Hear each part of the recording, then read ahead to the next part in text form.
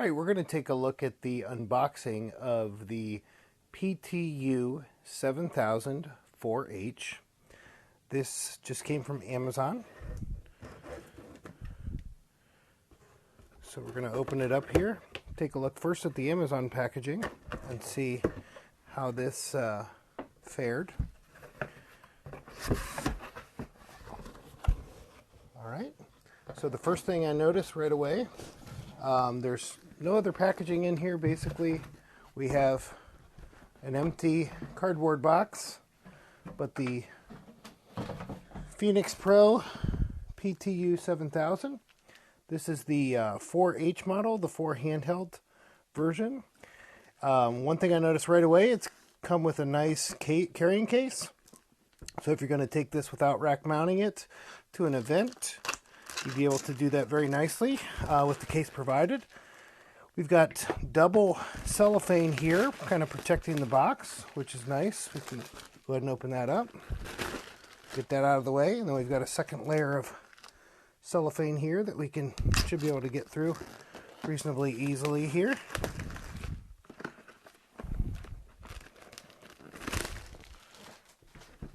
And there we go. So we have the unit. We're going to go ahead and take a look at opening it up. I try to open these up and preserve the boxes, so make sure you find the right way to do that. We'll go ahead and open this up. So this is 4 by 40 selectable channels. This is the model. It's not a true diversity microphone, but this is the model that has 328-foot line of sight range. So we're going to take a look at what we have in the box here. Nice foam padding at the top. Always can use that for future packaging. Owner's manual. Nice Phenyx Pro sticker, which we appreciate. Real nice antennas here. We've got four antenna for the 4 channels. We'll go ahead and set that aside here. Pull the main unit out.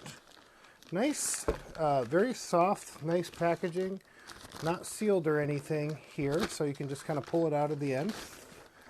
And some things that are kind of nice about this unit right off the back. It's got the rack mount built right in. First impressions, nice and sturdy unit. It's got a kind of a brushed aluminum face, it looks like there, and nice sturdy packaging here. On the rear side, we've got the XLR ports. We have the BNC connectors for the antenna. We also have the summed. If you want to use a single connector, you can use that there for the output and actually just use the knobs on the front to kind of mix your mic signals. And then we also have the power supply connection here on the back. So we're going to go ahead and set the unit off to the side for right now. Take this first layer out, and underneath looks like we've got our microphones. So let's pull out one of these handsets. Okay, first thing I notice, they are loose. They're set loose, which this may or may not cause some issues during shipping. Ultimately, the heft of the microphone is nice and heavy. Nice and good feel to it. You'll see the window here on the front and the power button. On the back, you've got the battery receptacle. It's a nice groove feel to that. So we've got our 4 microphones. There's a single one. We'll just remove all of our microphones and set them to the side here. And I've noticed, I don't know if it was intentional, but all of the microphones are loose. Probably the assumption here is that people are going to want to put batteries in them right away. So instead of giving them a real sturdy connection, they're a little bit loose. So you've got 4 different packs of the Excel kind of generic alkaline batteries. So you've got 4 packs for each of your 4 handsets. Just kind of nice. And then certainly you may, you're going to want to keep the foam if you're going to keep the box and transport both the microphones and the receiver in the box, so you can kind of keep that for later.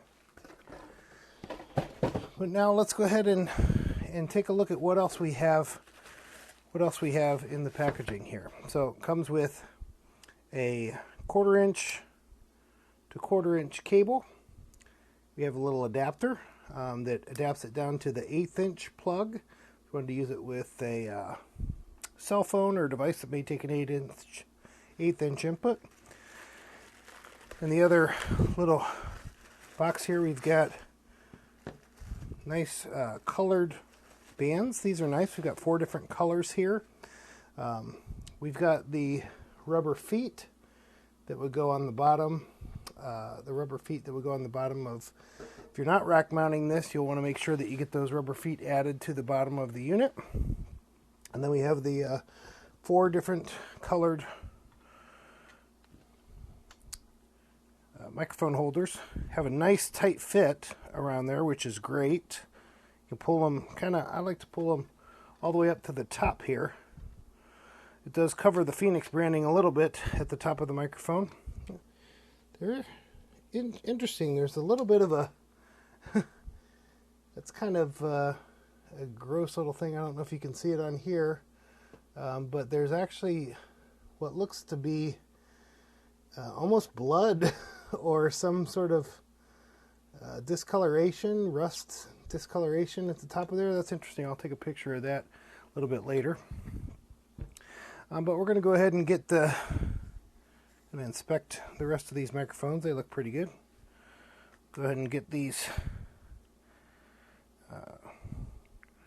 These holders are really nice because they kind of serve dual purposes. You know, the one thing is that when you've got these microphones on a table, they're not going to roll away, so it makes them nice and sturdy on a table.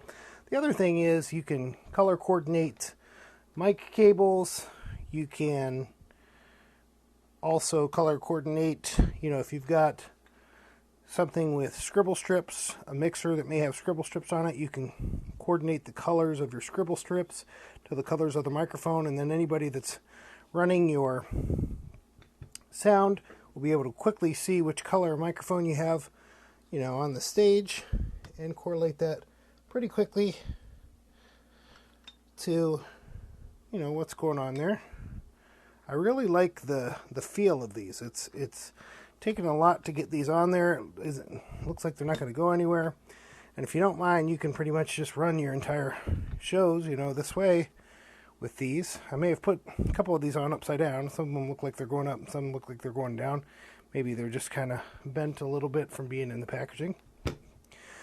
But let's go ahead and we'll get this thing hooked up.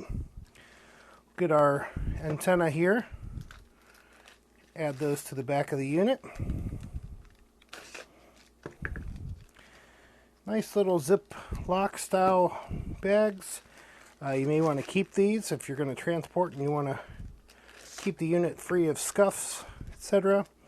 These are all microphones that have the 555 megahertz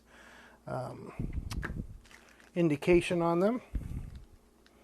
So if you have multiple either Phenyx devices, Phenyx Pro, or other devices, keeping them straight is probably important. Making sure you have the right antenna going with the right units. So go ahead and set this packaging to the side here. And then the BNC style connectors actually work very easily. Quite simply, you just rotate until you feel it kind of go down, and then you kind of click and lock.